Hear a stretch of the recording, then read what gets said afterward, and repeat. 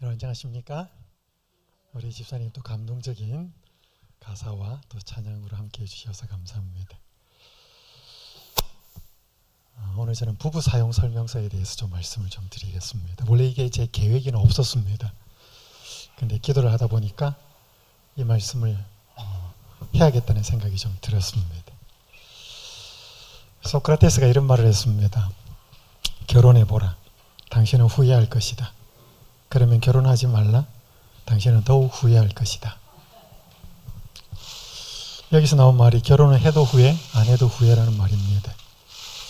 아마 이 자리에 계신 분, 결혼 생활하고 계시는 분도 계시고 또 그렇지 못한 분도 계시고 혼자 싱글인 분도 계시고 다 해당은 안 되겠지만 또 싱글인 분들은 결혼을 하실 상황이 될 수도 있고 또 본인은 지금 아니지만 자녀가 또 해당될 수 있기 때문에 성경적인 결혼에 대해서 좀 살펴보도록 하겠습니다.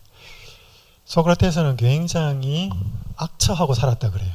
크산티페라고 하는 악처인데 사람들이 정확한 기록이 없으니까 악처 때문에 철학자가 되었는가, 철학자와 살아서 그녀의 부인이 악처가 되었는가, 이거는 잘 모릅니다. 작년에 4월 달에 전국 기혼 남녀 500명을 대상으로 설문조사를 진행을 했습니다. 다시 또 한 번의 만약 또 한 번의 결혼 기회가 주어진다면 지금 살고 있는 배우자와 다시 결혼하겠는가? 물론 가정이고 가상이고 이럴 일은 드물겠지만 남자는 파란색은 남자입니다. 주황색은 여자고요. 현재 배우자와 다시 결혼하고 싶다라고 대답한 남자는 43.7%, 여성은 27%, 혼자 살고 싶다? 남성 25%, 여성 43%, 다른 배우자와 결혼하고 싶다? 남자 31.3%, 여성 30%. 뭘 이야기하는 걸까요?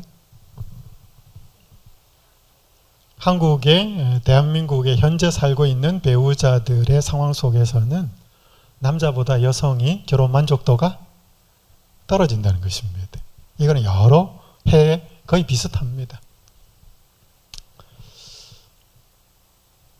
송기론이라고 하는 목사님이 쓴 아름다운 기도라는 글이 있습니다. 혹시 읽어보신 분 계신가요? 한번 읽어보겠습니다. 한번 좀 긴데 한번 들어보시면 재밌습니다.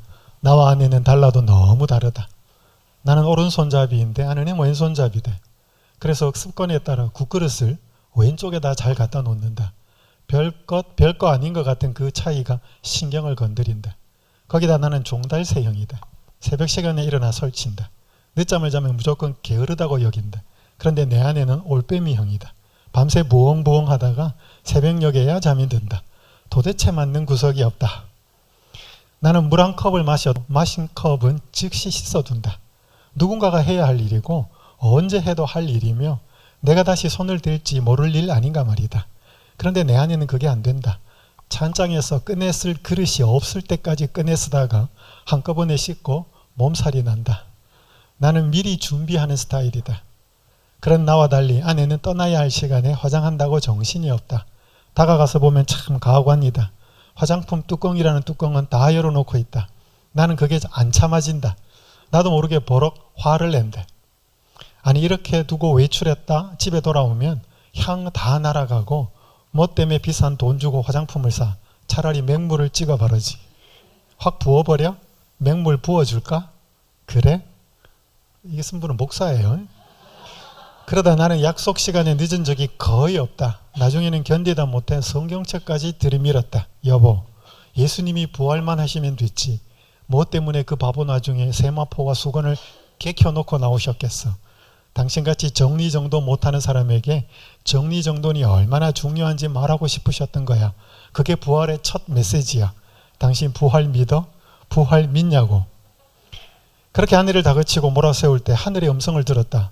야, 이 자식아, 잘하는 네가 해라. 이놈아, 안 되니까 붙여놓은 것 아니냐. 너무 큰 충격이었다. 생각의 전환. 그렇게 나 자신을 아이브레이킹 하지 않으면 안 되었다. 사람들이 궁금해하는 게 있다. 나의 은사는 무엇일까? 하지만 뜻밖에도 너무 간단하게 은사를 알 수 있다. 내 속에서 생겨나는 불평과 불만, 바로 그것이 자신의 은사인 것이다. 이를테면 내 안에는 물건이 제자리에 놓여 있지 않고 종이 나부랭이가 나뒹구는데도 그것이 눈에 들어오지 않는다. 그러니까 불편한 게 없다. 오히려 밟고 돌아다닌다. 하지만 나는 금방 불편해진다. 화가 치민다. 이 말은 내가 아내보다 정리정돈에 탁월한 은사가 있다는 증거다. 하나님은 이 은사를 주신 목적이 상대방의 마음을 박박 긁어놓고 마음의 상처를 입히는 무기로 사용하라는 데 있지 않다. 은사는 사랑하는 사람을 섬기라고 주신 선물이다. 바로 그때 내가 알게 된 사실이 있다. 내 아내한테는 뚜껑 여는 은사가 있고 나에게는 뚜껑 닫는 은사가 있다는 사실을. 그때부터 아내를 대하는 내 태도가 바뀌었다. 아내가 화장한다고 앉아있으면 내가 다가가 물었다. 여보, 이거 다 썼어? 그러면 뚜껑 닫아도 되지? 이거는? 그래? 그럼 이것도 닫는다. 이제는 내가 뚜껑을 다 닫아준다. 그런데 놀라운 일은 그렇게 야단을 칠 때는 전혀 꿈쩍도 않던 아내가 서서히 변해가는 것이다. 잘 닫는 정도가 아니라 얼마나 세게 잠갔던지 이제는 날더러 뚜껑 좀 열어달라고 한다. 아내의 변화가 아닌 나의 변화. 그렇게 철들어진 내가 좋아하는 기도가 있다. 제가 젊었을 때는 하나님에게 세상을 변화시킬 만한 힘을 달라고 기도했습니다. 하지만 중년이 되었을 때 인생이 얼마나 덧없이 흘러가는 것을 가는지를 알게 되었습니다. 그런데 저와 함께 평안히 살도록 인도해 달라고 기도했습니다. 하지만 늙어 여생을 돌아보게 되었을 때 마이크를 누가 갖고 계셔요? 제가 요 부분을 읽겠습니다. 하지만 늙어 여생을 돌아보게 되었을 때 저는 저의 우둔함을 깨달아 알게 되었습니다. 제가 지금 드리는 기도는 저를 변화시켜 달라는 것입니다. 만약 제가 처음부터 이런 기도를 드렸더라면 제 인생은 달라졌을 것입니다. 이런 대부분 부부가 싸움할 때 뭐 때문에 싸워요 주로? 다르기 때문에 싸우죠. 그걸 누구한테 맞추려고 그래? 자기한테 맞추려고 그럽니다. 저는 이 정도는 아니었는데 제 아내와 저가 그랬습니다. 저는 결혼 28년 차입니다. 저는 정리정돈과예요. 제 집사람은 요리과입니다. 제가 목회를 하면서 우리 여성 집사님들 이렇게 만나보면 정리정돈하고 요리하고는 잘 안 맞아요. 대부분 정리정돈을 잘하는 사람은 요리를 못해요. 다 그런 건 아닙니다. 대부분이 그래요. 근데 요리를 잘하시는 분은 정리정돈이 잘 안 되고 정리정돈을 잘하는 분은 요리를 잘 못해요. 두 개를 잘하는 분은 극히 소수입니다. 그리고 두 개를 다 못하는 분도 극히 소수예요. 둘 중에 하나는 잘해요. 근데 둘 다 잘하는 사람도 드물고. 제가 이제 학원에서 근무를 하고 이렇게 있다고 늦게 들어오면 제 아내는 이렇게 막 음식을 막 잔뜩 차려놨습니다. 그러면 저는 신발장에서 신발을 이렇게 안쪽에서 돌려놓고 옷을 걸고 이렇게 들어옵니다. 그래서 저는 이렇게 집사람이 이렇게 아내가 밥을 이렇게 막 차려놓으면 나는 이렇게 밥을 맛있게 차려놓은 것보다 깔끔하게 집안이 좀 정리정돈이 되어 있었으면 좋겠다. 그러니까 제가 결혼 초기에는 그것 때문에 많이 다퉜어요. 근데 제가 지금 지나고 보면 굉장히 그게 제 어리석었던 판단이었다는 생각이 들었습니다. 저는 교회 이렇게 청년들이나 교인들을 집으로 데리고 오는 데는 전혀 부담이 없어요. 왜냐하면 몇십 명을 데리고 와도 제 집사람은 요리를 해 먹입니다. 그걸 전혀 부담스러워하지 않아요. 근데 정리정돈은 안 돼요. 그럼 정리정돈은 제가 해주죠. 오기 전부터 청소는 제가 하고 가고 나면 청소도 제가 하고 집사람은 음식 만들고. 야, 이게 참 조화가 됐는데 초에는 왜 그렇게 싸웠을까? 저는 지금도 그걸 많이 안타까워하고 제 잘못이라는 생각이 듭니다.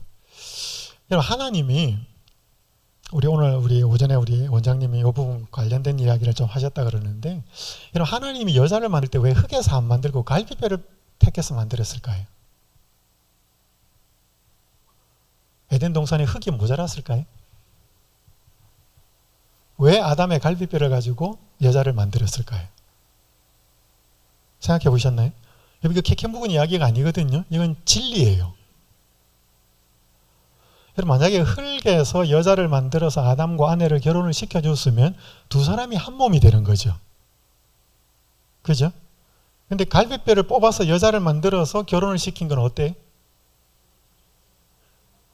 그건 자기예요. 자기 갈비뼈로 여자를 만들어서 결혼을 했기 때문에 그건 두 개체가 아니라는 거예요. 맞아요? 아담을 흙에서 만들고 여자를 흙에서 만들어서 결혼을 시켰으면 두 개체가 하나가 되어서 결혼을 하는 거예요. 근데 여기서 뽑아가지고 여자를 만들어서 만나게 해주었으면 형체는 달라졌죠. 갈비뼈가 사람이 됐으니까. 근데 아담과 만났을 때는 두 개체가 만난 게 아니고 누구라는 거죠? 저 여자는 나라는 거죠. 이런 부부가 한 몸이라는 말은 공자가 말한 것도 아니고 무슨 세상의 어떤 가정 의례 준칙이 말한 것도 아니고 부부가 한 몸이라는 것은 성경이 말하는 하나님이 주신 개념이에요. 처음부터 부부는 한 몸이에요. 맞아요? 그래서 아담이 고백한 말이 이 최초의 시입니다. 인류의 최초의 시예요. 이는 내 뼈 중에 뼈요 살 중에 살이라. 이 말이 뭔 말이에요? 나라는 거예요. 자기. 여러분 사람 자기 사랑하죠? 사람은 자기를 굉장히 사랑합니다. 자기가 한번 배 한번 고파봐요. 어디든지 먹을 걸 찾아서 먹으려고 합니다. 추워봐요. 어디서든지 따뜻한 걸 가지고 와서 몸을 데우려고 합니다. 사람은 자기를 굉장히 사랑합니다. 그러면 부부에게는 한 몸이라는 것은 아내가 아프거나 아내가 불편하거나 그렇게 할 때 그 사람이 나라면 아내가 배고픈 게 내가 배가 고파져야 되고 아내가 추우면 나도 추워져야 되고 아내가 마음이 아프면 나도 마음이 아파야 이게 한 몸이라는 거죠. 근데 많은 사람들은 다른 배우자가 잘못하면 그게 이혼 사유가 된다는 거죠. 많은 사람들이 부부가 한 몸이라고 말하면서 한 몸이라고 생각하지 않아요. 함께 한번 읽어볼까요? 이와 같이 시작. 이와 같이 자기 남편들도 이와 같이 남편들도 자기 아내 사랑하기를 자기 자신과 같이 할지니 자기 아내를 사랑하는 자는 자기를 사랑하는 것이라. 이거 이해되셔요? 자기 아내를 사랑하는 자는 누구를 사랑하는 거다? 이 말 이해되셔요? 자기 아내를 사랑하는 자는 자기를 사랑하는 것이다. 이게 갈비뼈에서 나왔다는 뜻이에요. 자기니까. 그럼 만약에 자기 아내를 미워하면 어떻게 돼요? 누구를 미워하는 거예요? 자기를 미워하는 거예요. 만약에 자기 아내를 괴롭히면 그건 자기를 괴롭히는 거예요. 많은 사람들이 이걸 잘 몰라요. 하나님이 에덴 동산에서 흙에서 남자를 만들고 흙에서 여자를 만들어서 두 사람을 결혼시켜 주실 수 있었어요. 그럼 둘이 하나가 되는 거지. 근데 갈비뼈를 뽑은 것은 원래 네 거였다 말이지. 그래서 결혼을 시켜준 것은 너희 두 사람은 둘이 아니다. 개체는 둘이지만 너희 둘은 뭐다? 하나다. 여러분 아담을 잠재우고 갈비뼈를 예수님 하나님이 언제 만드셨는가 하면 사람은 6째 날 만들었거든요.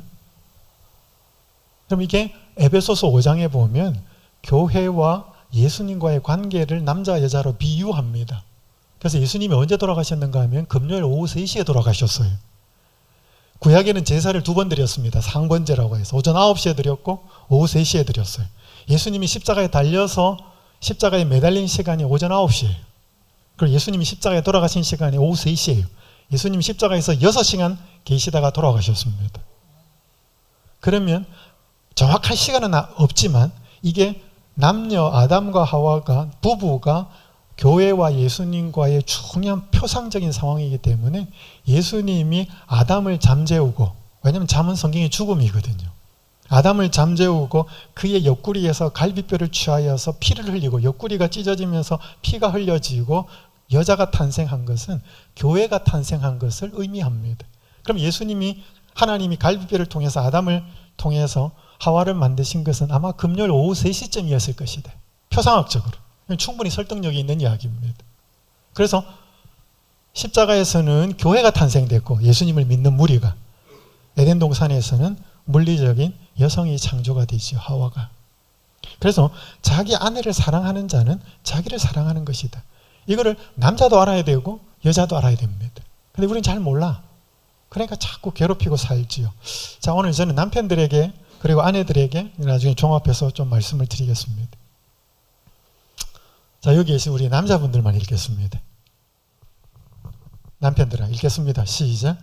남편들아, 이와 같이 지식을 따라 너희 아내와 동거하고 그를 더 연약한 그릇이요 또 생명의 은혜를 함께 이어받을 자로 알아 귀히 여기라.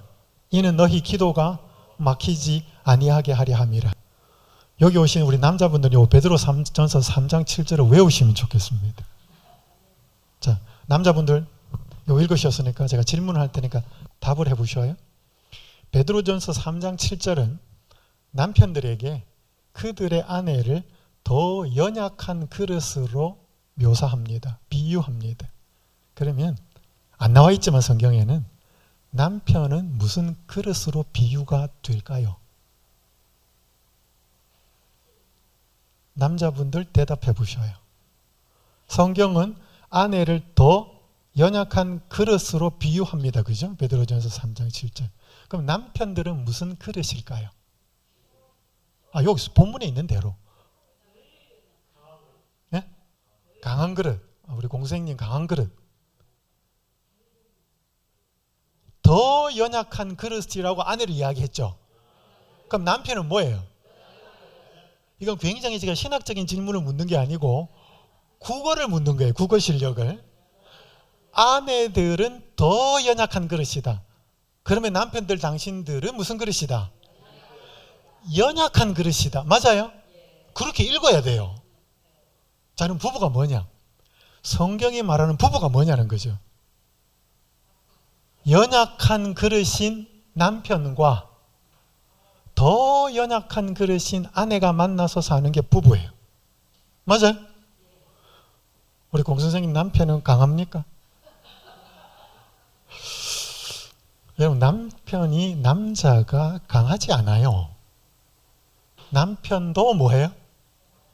연약해요. 근데 아내는 뭐하다? 더 연약하다. 이걸 남편들이 알아야 돼요. 더 연약하니까 그릇으로 비료하면 녹그릇이나 스테인리스가 아니고 무슨 그릇이다? 그죠? 깨지기 쉬운 그릇이라는 거지. 물론 질그릇이라는 말이 성경에 나옵니다. 근데 여기는 물론 질그릇도 구워 놓으면 좀 강할 수 있어요. 여러분, 이거 지금 머그컵인데 이거 떨어뜨리면 어떻게 돼요? 깨져요. 그러면 깨지기 때문에 이 그릇은 어떻게 다루어야 돼요? 함부로 다루면 안 되잖아요. 조심스럽게 다뤄야 되죠. 근데 스테인리스나 녹그릇 같은 거 혹시라도 떨어뜨려도 괜찮아요. 좀 찌그러지지. 깨지지는 않아요. 그래서 여성은 더 연약한 그릇이다.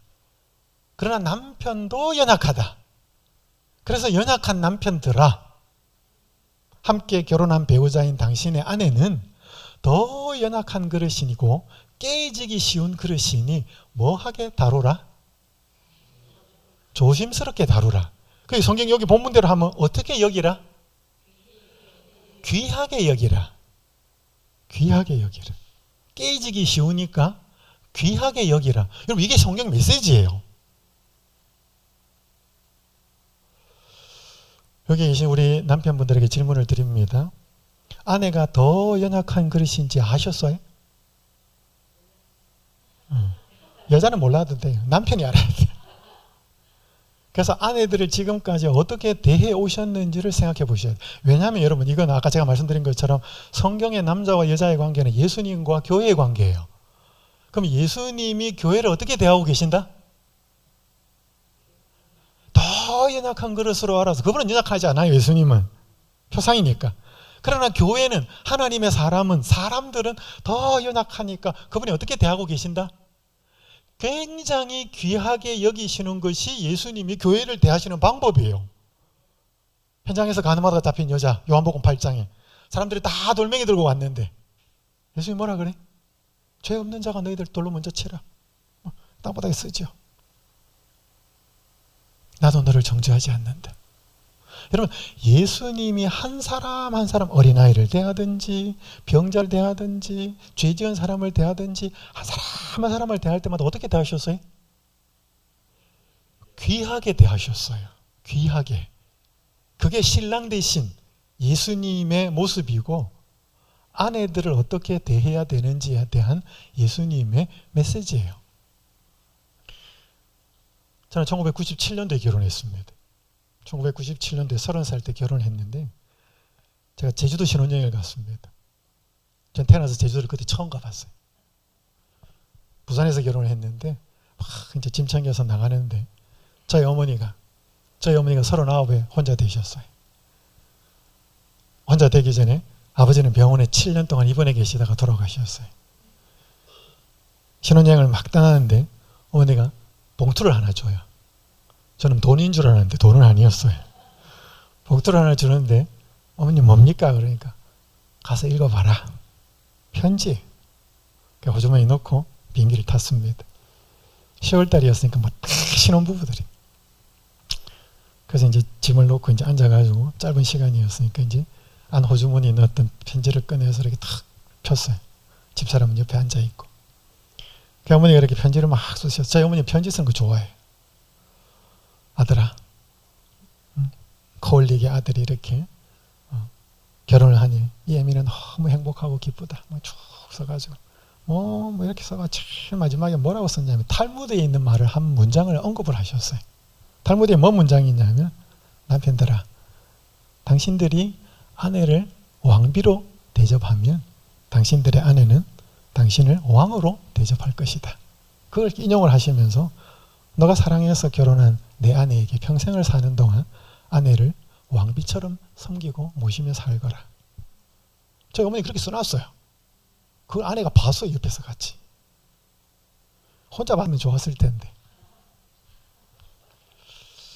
여러분, 제가 살면서 제 아내를 왕비처럼 모시고 살았을까요? 어떻게 그렇게 잘 아셔요? 저는 경상도 사람입니다.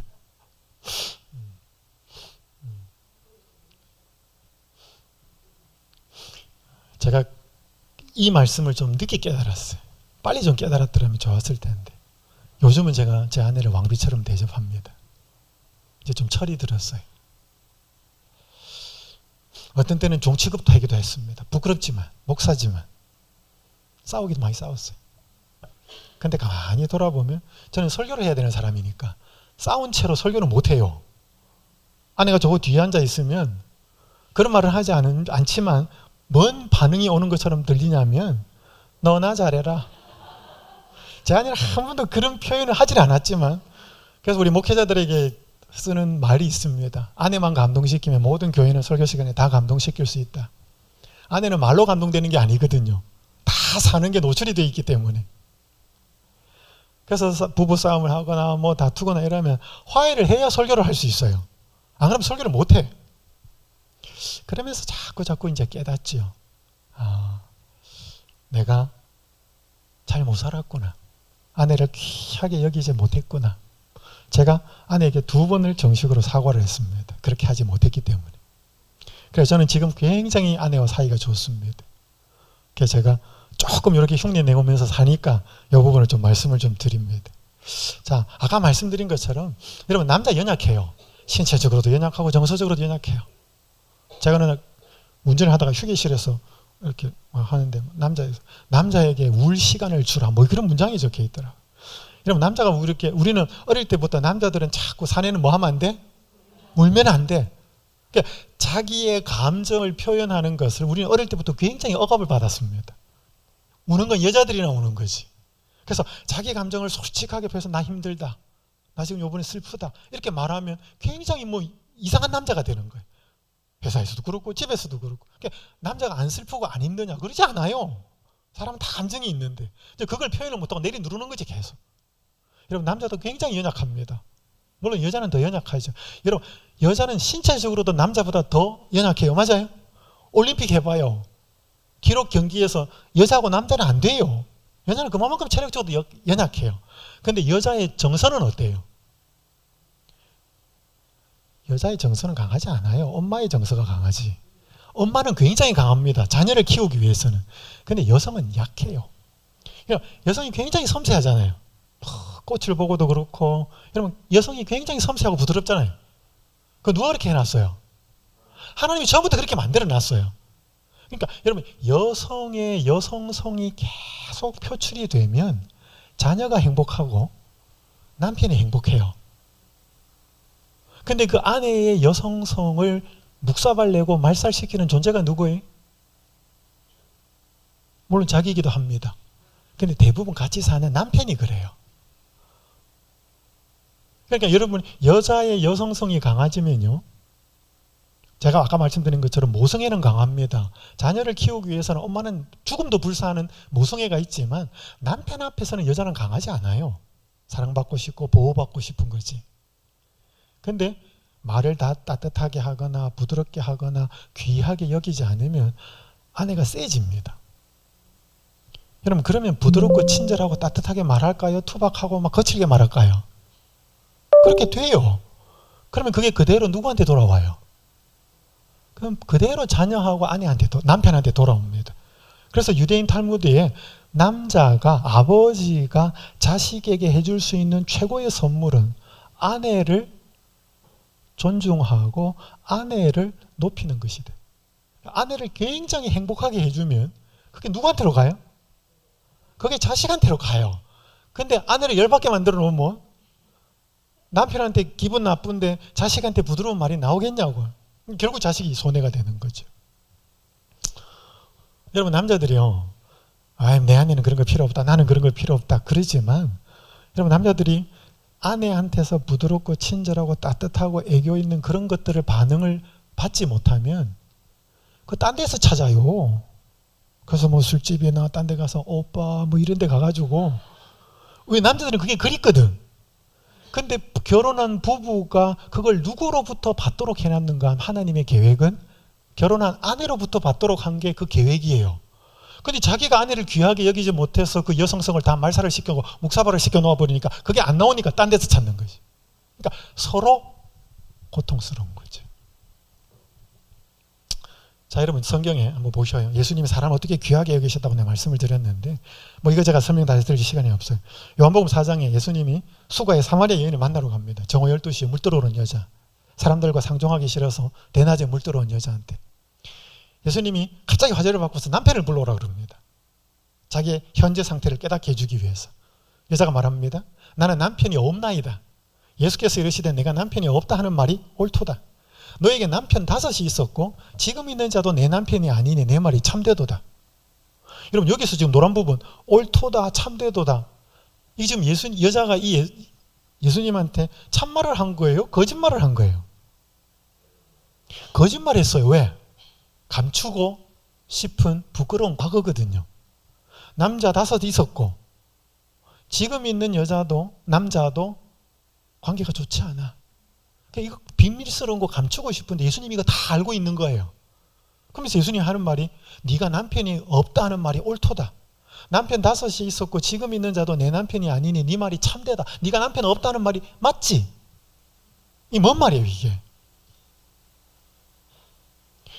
여자가 이 말한 말의 진위를 언급한 게 아니에요.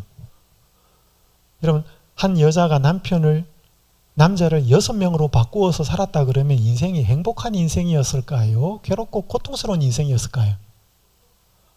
그죠? 한 남자에게는 한 여자, 한 여자에게는 한 남자가 있을 때 가장 행복해. 이게 하나님 만든 관계예요. 이 말은 너가 그렇게 남자를 바꾸었지만, 그렇게 여러 명을 두고 살았지만 마음을 다해 사랑하고 사랑받는 남편은 한 명도 없었지. 그런 관계를 누리고 싶었지만 그런 관계 없었지. 그래서 너가 남편이 없다는 말이 진짜지, 참말이지. 뭐 한 거야 지금? 남자들이 잘 못하는 공감을 하신 거예요. 맞아요? 우리 남자들이 이거 잘 할까요? 못할까요? 잘 못해요. 여보 나 오늘 회사에서 너무 힘들었어. 자, 남자들 뭐라 그러면 그럼 아내가 들어와서 그랬다. 우리 공생님 뭐라 그럴까요 그러면?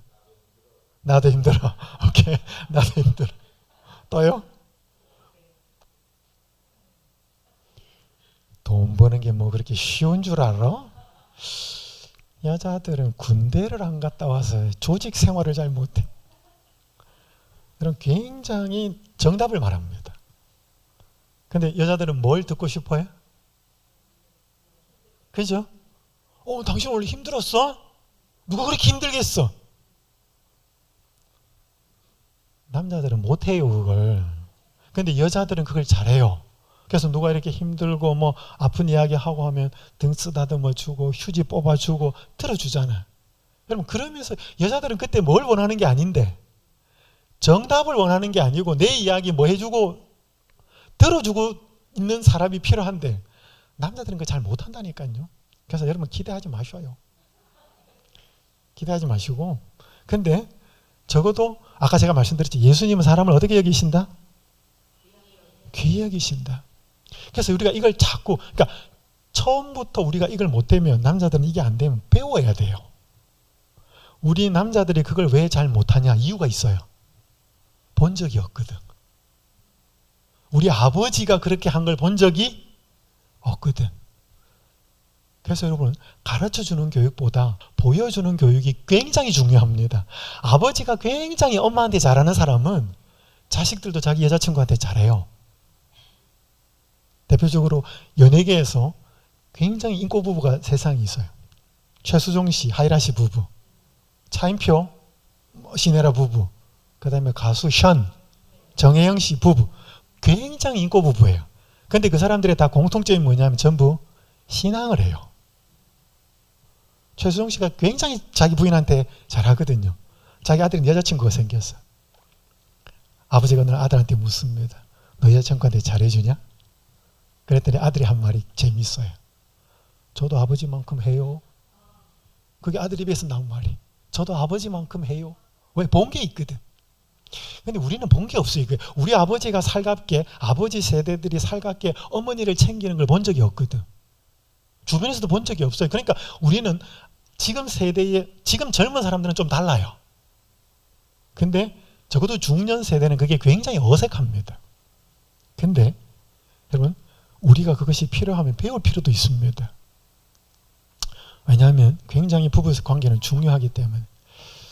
2007년에 미국에서 나온 Unchristian이라는 책이 있습니다. 이게 한국어로 번역이 되어 있어요. 제가 논문 쓸 때 열심히 본 책인데 나쁜 그리스도인이라는 책으로 번역이 되어 있어요. 이게 바나 연구소에서 미국의 16세에서 29세 사이의 젊은이 440명을 인터뷰해서 기독교에 대한 이미지를 물은 책입니다. 교회 다닌다? 기독교는 어떤 이미지를 갖고 있느냐? 아주 처참합니다. 굉장히 부정적이에요. 그러니까 하나님 안 믿는 젊은 세대들에게 교회가 어떤 교회고 하나님은 믿는 사람들은 어떤 교회, 굉장히 부정적이에요. 그러면서 그중에 이제 타인을 존중하고 사랑하지 않는다. 말만 한다. 지네들은 사랑할 줄 아는데 우리가 보니까 지네들이랑 우리나 별로 차이 없다. 뭐 이런 식으로 막 굉장히 나옵니다. 그러면서 나오는 말이 타인을 존중하고 사랑한다는 의미가 뭐냐? 좀 설명합니다. 부가적으로. 내 말에 귀를 좀 기울여 주세요. 그러니까 타인의 말에 귀를 기울여 주는 게 타인을 존중해 주는 거라는 것이죠. 사랑한다는 것입니다. 나를 규정하려고 하지 마세요. 여러분, don't label me.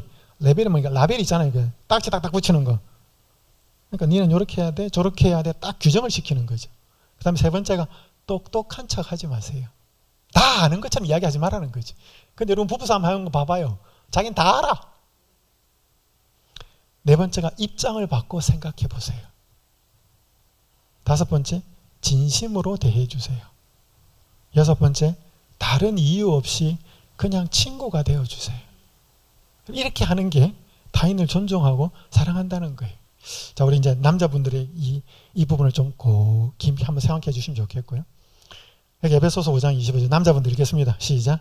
남편들아, 아내 사랑하기를 그리스도께서 교회를 사랑하시고 그 교회를 위하여 자신을 주심같이 하라. 그러니까 여러분, 예수님과 교회는 그리스도의 희생이 먼저 되어서 생긴 게 교회예요. 여자가 먼저 교회를 예수님을 먼저 사랑하지 않았어요. 맞아요? 성경적인 입장은 예수님이 사람을 먼저 사랑하셨어요.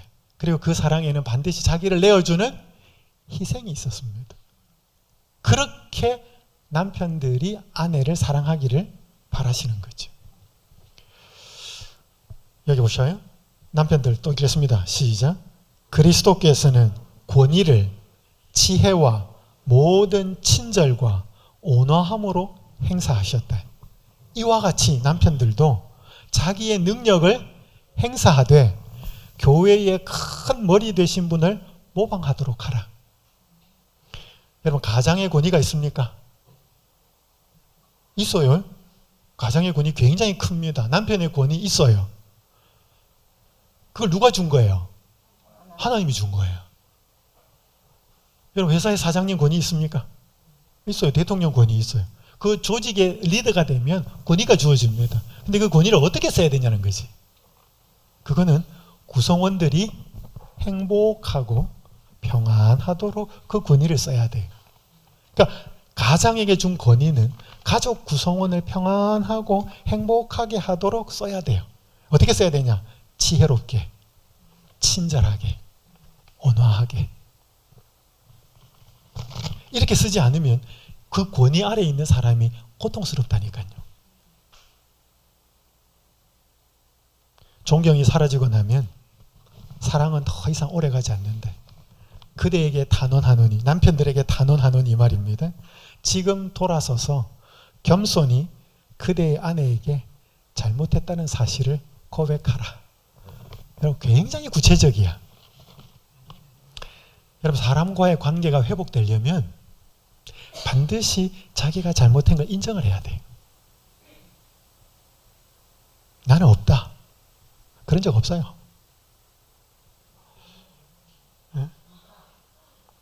그러니까 이거는 네가 잘못했지, 당신이 잘못했지라고 주입해서는 안 통합니다. 왜냐하면 이건 자기 스스로가 깨달아져야 돼요. 자기 스스로가 깨달아져야 되는데, 그래서 예수님이 필요하다는 거예요. 제가 한 성도님을 만났습니다. 7남매의 장녀였어요. 어머니가 일찍 돌아가셨습니다. 6남매를 키우며 살았습니다. 21살에 한 남자를 만났어요. 6 동생을 키워준다는 말에 결혼을 합니다. 근데 이 남편이 할 건 다 해요. 진상, 술, 담배, 노름, 여자, 폭력, 이 5가지를 다 했습니다. 이 여성분은 한 번도 대중 목욕탕에 가본 적이 없대요. 늘 몸에 멍이 들어 있었어요. 그래서 이 여성이 맞고 또 고통스럽고 시간이 지날 때마다 마음속에 결심을 합니다. 당신이 늙고 힘이 빠지고 내가 나중에 좀 힘이 있을 때 한번 보자. 이걸 그대로 갚아주겠대. 그렇게 결심을 합니다. 근데 이분이 아팠어요. 병원에 가서 진찰을 하는데 직장암이었습니다. 정말 고통스러웠죠. 내 인생이 왜 이렇게 됐을까? 36 서울병원에 입원을 합니다. 36 서울병원에 입원하면 환우들을 위해서 새벽 기도를 하거든요. 그 처음 가서 예수님 이야기를 태어나서 처음으로 들어요. 계속 들었습니다. 그래서 굉장히 마음이 치유가 되면서 많이 울어요. 근데 남편이 생각이 나요. 남편 생각하면 억울하고 분해서 울어 눈물이 났는데, 이상하게 예수님 말씀 듣고 남편을 생각하면 불쌍해졌습니다. 남편이 불쌍해서 울어요. 이 남편이 예수님을 알 수 있을까? 깊이 고민하고 기도하다가 남편에게 예수님을 전합니다. 근데 남편도 그때 마침 아팠어요. 그래서 예수님을 받아들입니다. 남편이 완전히 바뀌어요. 아내한테 이런 편지를 씁니다. 시집 와서 너무 고생만 시키고 호강 한번 못 시켜줬네. 너무 많은 죄를 지어서 뭐라고 할 말이 없네. 지은 죄 밉지만 용서하고 앞으로 좋은 일만 생기길 하나님 아버지께 기도드릴게. 나쁜 짓만 일 삼고 아이들 챙기지 못한 것 사업들이네. 고맙고 미안한 생각뿐이고 45년간 살아준 당신한테 미안하고 고마울 뿐이요. 미안하고 죄송한 마음뿐이네. 머리 숙여 사죄하오. 병 걸려 자꾸 성내고 짜증낸 것 미안하오. 내가 없더라도 아이들 잘 부탁드리고 정말 미안하오. 감사하오.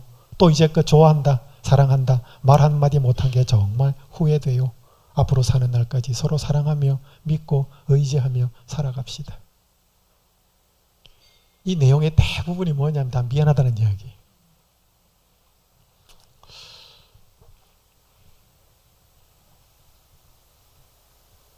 이 사람이 시간이 없습니다. 이 사람 아셔요? 조정민 목사님이 그죠? 아내 이야기도 좀 해야 되니까. 너무 남편들한테만 이야기하면 안 되니까. 자, 남편들은 딱 하나만 기억하면 됩니다. 베드로전서 3장 7절. 아내들은 무슨 그릇이다? 더 연약한 그릇이다. 그럼 자기는 무슨 것이다? 연약한 그릇이다. 여러분, 남자가 연약하다는 사실을 인정해야 돼요. 자기가 다 알지 않아요. 남편도 연약해요. 그래서 내 안에는 더 연약하다. 깨지기 쉬운 그릇이고 감정이나 정서나 이런 것들이 더 조심스럽게 다뤄야 된다. 그래서 어떻게 여겨야 된다? 귀하게. 여러분, 이거 하나만 기억하면 됩니다. 그리고 그게 잘 안 되거든. 예수님이 교회를 어떻게 귀하게 여기시는지를 자꾸 생각해야 돼. 그리고 그 귀하게 여기지 못했던 것이 하나님께 생각나거든. 생각나게 해달라고 기도도 하셔요. 그래서 생각이 나면 뭐 하셔야? 내가 아내를 귀하게 여기지 못했다고 생각이 나면 뭐 하셔야 된다고요? 회개도 해야 됩니다. 맞습니다. 근데 아내한테 직접 뭐 하셔야 돼? 사과해야 됩니다. 미안하다. 하셔야 돼요. 그래야 관계가 회복되니까.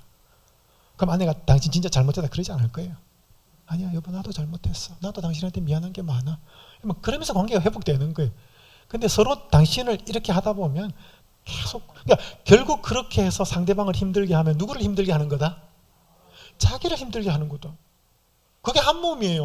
여러분, 그러니까 배우자를 고통스럽게 해서 사람이 자기가 상대방 배우자가 행복해지는 경우는 단 한 번도 없습니다. 왜? 한 몸이니까.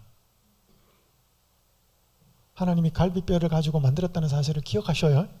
이게 왜 갈비뼈인 줄 아셔요? 머리뼈도 있고 발가락뼈도 있는데 왜 갈비뼈를 뽑았을까요? 뽑기 쉬웠을까요? 중간이에요. 평등을 이야기하는 거예요. 머리뼈를 뽑지 않았던 것은 여자가 남자의 머리가 되지 말고 좌지우지하지 말라는 말이고, 발가락뼈를 뽑지 않은 것은 남자의 발 아래 짓밟혀서 인격이 짓밟혀서 함부로 취급을 당하지 말라는 말이 중간이에요. 여러분, 하나님이 하신 일은 굉장한 의미들이 있습니다. 그냥 하지 않아요. 베드로전서 3장 7절을 남자분들은 꼭 기억하셔야 합니다. 자, 아내들에게. 그럼 여자분들은 뭐 기억해야 되는가? 베드로전서 3장 1절을 기억해야 합니다. 자, 아내들 읽겠습니다. 시작. 아내들아, 이와 같이 자기 남편에게 순종하라. 이는 혹 말씀을 순종하지 않는 자라도 말로 말미암지 않고 그 아내의 행실로 말미암아 구원을 받게 하려 함이라. 아내들아, 이와 같이. 여러분, 이와 같이는 뭐예요? 앞에 뭐가 있다는 거예요? 샘플이 있다는 거예요. 맞아요? 남편에게 뭐 하라? 순종하라. 여기 뒤에 보면 이는 혹 말씀을 순종하지 않는 자라도, 이 말은 예수님을 모르는 자라도, 예수님의 말씀을 몰라서 순종하지 않고 믿지 않는 자라도 말로 말미암지 않고, 누구의 말? 아내의 말로 말미암지 않고 그 아내의 행실로 말미암아 구원을 받게 하려 함이니. 여러분, 만약에 배우자 중에 예수님을 믿지 않는 남편이 있다 그러면 그거는 아내의 하는 태도에 따라서 남편의 구원이 굉장히 달려 있습니다. 아내의 뭐가 아니고, 말이 아니고 아내의 행실로. 그래서 여기서 이와 같이 남편에게 순종하라. 이와 같이가 뭔지, 이게 베드로전서 3장 1절이기 때문에 시작이에요. 그럼 베드로전서 2장 끝부분에 얘가 나와요. 자, 빨간 글 읽어봅시다. 23절 욕을 시작. 욕을 당하시되 맞대어 욕하지 아니하시고 고난을 당하시되 위협하지 아니하시고 오직 공의로 심판하시는 이에게 부탁하시며. 됐습니다. 여러분, 예수님 욕 받으셨죠? 그때 어떻게 하셨어요? 같이 욕했어요? 여러분, 예수님 침뱉음을 당할 때 어때요? 그 이야기해요. 고난을 당하시되 위협하지 않고 공의로 심판하시는 하나님께 다 부탁합니다. 아버지, 이 모든 상황을 아버지께 맡깁니다. 그러니까 요 이야기 한 다음에 아내들아, 이와 같이 자기 남편에게 순종하라 그래요. 얘가 누구예요? 앞에 고난과 모욕과 조롱과 멸시를 당하신 얘를 앞에 이야기한 다음에 아내들아, 이와 같이 자기 남편에게 순종하라. 쉬워요? 어려워요? 아내들 대답하셔요.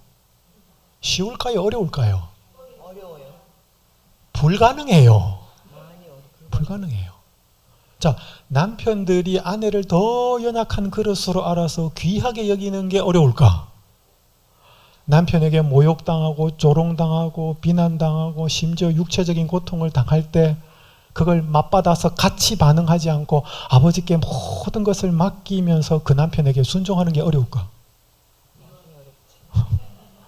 둘 다 어려워요. 둘 다 어려워요. 그래서 그렇게 하지 않으니까 부부가 굉장히 싸우면서 사는 거예요. 솔직히 말해서 예수 믿는 게 뭐냐는 거죠. 사람들은 지적으로 인정합니다. 예수님이 나를 위해서 십자가에 달려 돌아가셨다. 인정해요. 근데 예수님이 이렇게 사신 삶은 안 살아요. 왜? 살 능력이 없으니까.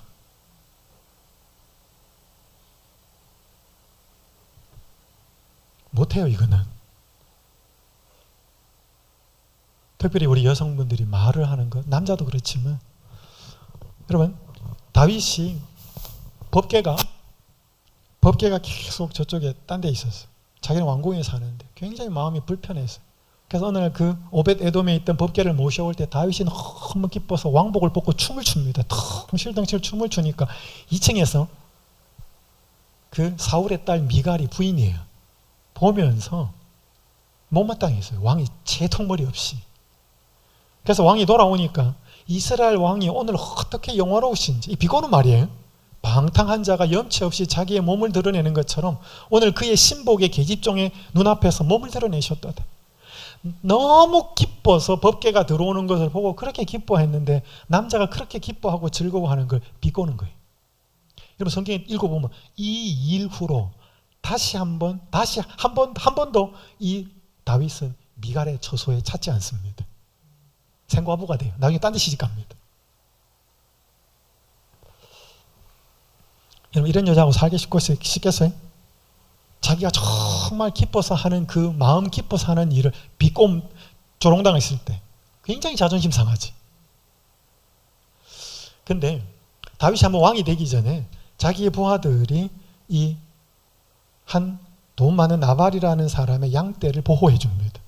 양털 깎을 때가 됐어요.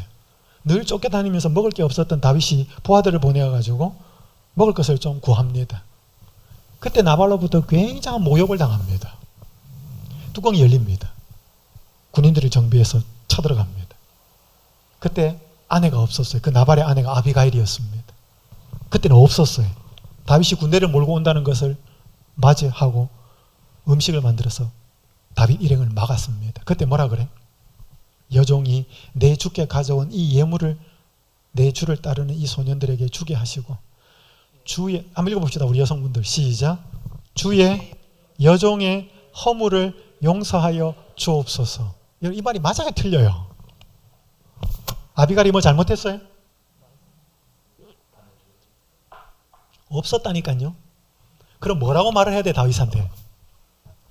내 남편의 허물을 용서해 주십시오. 이렇게 말해야 되잖아요.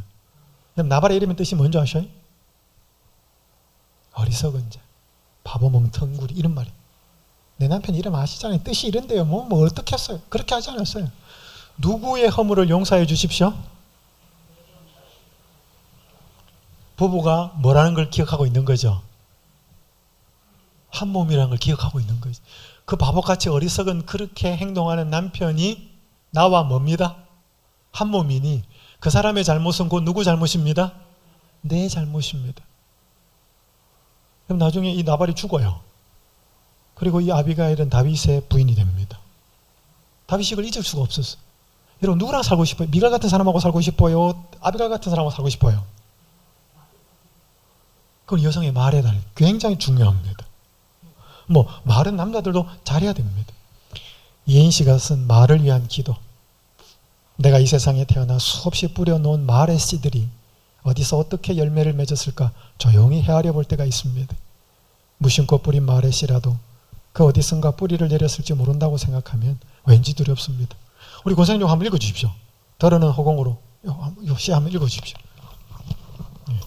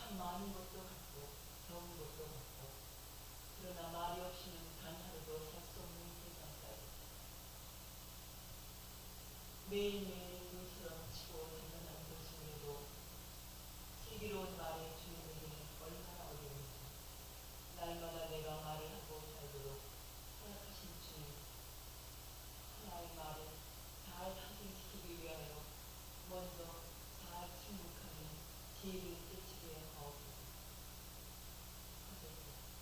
슬프지 않으면서 풍부하고 경박하지 않으면서 유쾌하고 과장하지 않으면서 품위 있는 한마디의 말을 위해 때로는 진통이 없는 어둠의 순간을 이겨내게 하소서. 참으로 아름다운 언어의 질을 짓기 위해 언제나 기도하는 마음으로 돌을 닦는 마음으로 말을 하게 하소서. 언제나 진실하고 언제나 때에 맞고 언제나 책임 있는 말을 갈고 닦게 하소서. 내가 이웃에게 말을 할 때에는 하찮은 농담이라도 함부로 찌꺼지지 않게 도와주시어 좀 더 겸허하고 좀 더 인내롭고 좀 더 분별 있는 사랑의 말을 하게 하소서. 여기가 마지막입니다. 내가 어려서부터 말로 저지른 모든 잘못들을 특히 사랑을 거스린 비방과 오해의 말들을 경솔한 특단과 풍경과 위선의 말들을 용서하소서. 주님, 나날이 새로운 마음, 깨어있는 마음, 그리고 감사한 마음으로 내 언어의 질을 짓게 하시어 해처럼 화원이 빛나는 삶을 당신의 은총 속에서 이어가게 하소서. 아멘. 감사합니다. 자, 이제 한 이야기만 드리고 마무리하겠습니다. 시간이 지나서요. 다 돼서. 아까 말씀드린 것처럼 여성이, 아내들이 예수님이 하신 것처럼 그렇게 모욕당하고 고통당하고 조롱당하고 멸시당할 때 그거를 본성으로 반응하지 않고 하나님 아버지께 모두 다 맡기는 것은 그 제정신으로는 안 됩니다. 거듭난 마음이어야 하죠. 한 이 여성 이야기를 드리고 마무리하겠습니다. 한 여성 부부가 있었습니다. 이번에 장로교에서 약 10년을 출석했습니다. 근데 이름만 신자였어요. 형식적인 신앙을 하면서 늘 남편이 미웠습니다. 남편은 술과 친구가 우선이었고 자신과 아이는 늘 뒷전이었습니다. 살면서 늘 이혼이라는 단어를 생각하며 살았습니다. 몸이 아팠어요. 병원에 가보니까 암이었습니다. 유방암이었습니다. 막 화가 났습니다. 이렇게 다 병이 난 게 누구 때문 같아요? 남편 때문에 같아요. 그렇게 치료를 받다가 재림교회와 연결이 되었습니다. 그러면서 본격적으로 성경을 가까이 하게 되었습니다. 우리 재림교회가 단지 음식 뭐 먹고 뭐 그렇게만 하지 않고 마음이 먼저 회복되어야만 몸이 따라서 회복되는 것을 성경적인 관점에서 가르치니까. 근데 이분이 성경을 정말로 깊이 읽었어요. 제대로 읽었습니다. 그리고 자신의 삶을 돌아보게 됐어요. 자꾸 성경을 읽으면 읽을수록 병이 생긴 게 남편 때문이 아니고 자기 때문이라는 사실을 깨닫게 됩니다. 깨달아졌어요. 가슴속에. 남편이 잘못해서 미움받을 짓을 했으니 내가 미워하고 사랑하지 못하고 이해하지 못한 것이 자기는 당연하다고 생각했는데 그게 정말 큰 잘못이었다는 사실이 깨달아집니다. 그래서 어느 날 남편이 들어옵니다. 회사에서 퇴근하고 돌아오는 남편을 앉혀놓고 사과합니다. 뭐라고 사과하는가 하면 여보, 내가 당신 미워했어. 그게 당연한 줄 알았는데 그게 죄였어. 그게 깨달아졌어. 미워해서 미안했고 사랑해주지 못해서 미안했고 이해해주지 못해서 미안했어. 정말 마음에 진심을 담아서 사과합니다. 그건 자기가 한 게 아니에요. 이 성령께서 역사하신 거지. 그 말을 듣고 있던 남편도 자기는 돌아보니까 잘한 게 별로 없어요. 아니 여보, 내가 잘못했어. 그래서 그날 저녁에 이 두 부부가 같이 함께 울면서 서로에게 잘못을 고백하면서 화해를 해요. 아내는 거기서 끝나지 않습니다. 아까 베드로전서 3장 1절에 뭐였죠? 아내들아 주 안에서 뭐해? 남편에게 뭐하라? 순종하라. 그것까지 성경을 읽었어요. 이런 말이 있네. 이거 순종해봐야 되겠대. 여러분,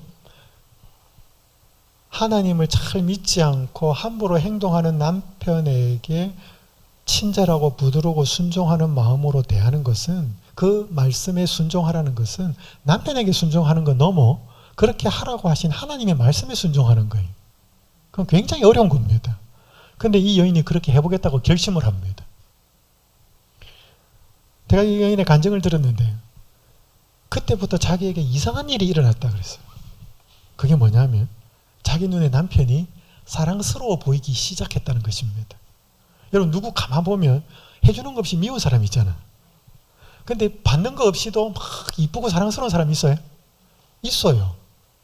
한 번도 신혼 때도 그렇게 보이지 않던 남편이 그렇게 보이기 시작했습니다. 근데 그게 깨달아져요. 아, 이게 내 눈빛이나 내 생각이 아니고 내 속에 계신 예수님의 눈빛이구나. 이게 깨달아져요. 그리고 자기가 남편을 미워하고 제대로 살지 못했을 때도 나를 그렇게 불쌍하고 그렇지만 사랑의 눈빛으로 자기를 보아오셨겠구나. 이 생각이 깨달아져요. 그래서 마음이 굉장히 평안해지면서 치유가 돼요. 그때 간증 제일 마지막에 이 자매가 뭐라고 말하는가 하면 제가 지금도 잊혀지지 않아요. 하나님의 말씀에 순종하는 게 이렇게 뭐하구나? 행복하구나. 하나님의 말씀에 순종하는 게 억지로 짐이 되는 게 아니고 뭐하구나? 남편에게 순종하라는 그 말을 하는 게 순종이 그 말씀에 순종하는 게 이렇게 뭐하구나? 이거 자기 힘으로 하는 거예요? 성령의 능력으로 하는 거예요? 마찬가지입니다. 여러분 그래서 오늘 아내든지 남편이든지 자기보다 더 연약한 그릇으로 알아서 귀하게 여기는 거나 이런 남편들을 향하여서 그렇게 순종하는 거나 자기 능력으로 안 됩니다. 그래서 그리스도는 위대한 중심이심으로 그들이 그 중심에 접근하는 데 비례하여 서로 가까워질 것이다. 여러분 여기 자식도 있고 부부도 있고 이렇게 서로 가까워지려고 하면 잘 안 될 수 있지만 이 원의 중심을 향하여 서로 다가오면 서로 가까워지는 겁니다. 아내가 남편한테 맞추거나 남편이 아내만 맞추려면 자존심 상하잖아요. 근데 A가 B에 맞추고 B가 A에 맞추는 게 아니고 A가 C에 맞추고 B가 C에 맞추면 가까워지는 거예요. 그러니까 결혼 생활은 두 사람이 하는 게 아니고 몇 사람이 하는 거다? 삼각관계 해야 돼요. 그 이야기 하나 읽고 마치겠습니다.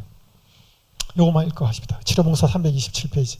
곤란과 당혹과 실망이 닥치더라도 부부간에 누구든지 그들의 결합이 과오였다거나 혹은 실망이라는 생각을 품는 일이 없도록 할 것이다.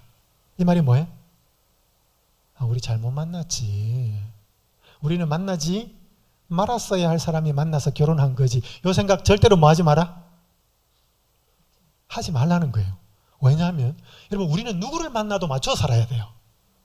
그래서 우리는 아무나 만나면 안 되지만 솔직히 말씀드리면 아무나 만나도 다 살 수 있어요. 왜? 맞춘다는 걸 전제 조건으로 하기 때문에. 저절로 맞는 사람은 있다 없다? 없다. 그래서 지금 아무리 안 맞더라도 우리의 결합이 잘못된 만남이었다는 생각은 뭐 하면 안 된다? 하면 안 된다. 맞춰야 되니까. 누구를 중심으로 두고? 예수님을 중심으로 두고. 제가 팀 켈러에 있는 이 글을 읽고 마치겠습니다. 복음의 말씀은 마음 가득히 주님의 사랑을 채워서 설령 배우자가 마땅히 주어야 할 사랑을 베풀지 않는다 할지라도 올바르게 대처할 수 있게 해준다. 이것이 크고도 놀라운 비밀의 실체다. 예? 이걸 못하니까 자꾸 거기에 매이는 거죠. 하나 더 있습니다. 죄송합니다. 이것만 마지막입니다. 함께 읽겠습니다. 시작. 결혼은 사람과 하지만 결혼 생활은 배우자를 의지하며 살아가는 것이 아니라 하나님을 의지하며 살아가는 것입니다. 동의하십니까? 결혼은 사람과 해요. 남자 여자가. 하지만 결혼 생활은 배우자를 의지하는 게 아니고 하나님을 의지하면서 가는 길이에요. 저도 잘 못합니다. 근데 저는 이제 조금 깨달아서 아, 내가 뭘 잘못했구나. 그리고 어떤 부분이 부족했구나. 그래서 우리의 사용 설명서 중에 성경에 부부로서 어떻게 사랑하고 올바르게 살아갈지에 대해서 너무나 많은 말씀이 있습니다. 근데 우리가 그걸 실천을 안 해요. 근데 그거 안 하고 더 우리는 고통을 당하며 사는 거죠. 근데 그거 하고 여기 행복한 게 홀라요. 자, 우리 남자분들 제가 성경 구절 뭐 하나 기억하라 그랬죠? 남자분들 대답하셔요. 다 끝났는데 설교 시간에 이 말씀을 안 하죠. 뭐 기억하라 그랬죠? 베드로전서 3장 7절. 여성분들은요? 베드로전서 3장 1절. 남편의 구원이 여러분한테 달렸습니다. 진짜요. 그래서 하늘나라에 가면 구원받은 많은 남편들이 아내 때문에 거기 왔다는 사실을 깨닫게 될 겁니다. 기도하는 아내, 기도하는 엄마. 기도하겠습니다.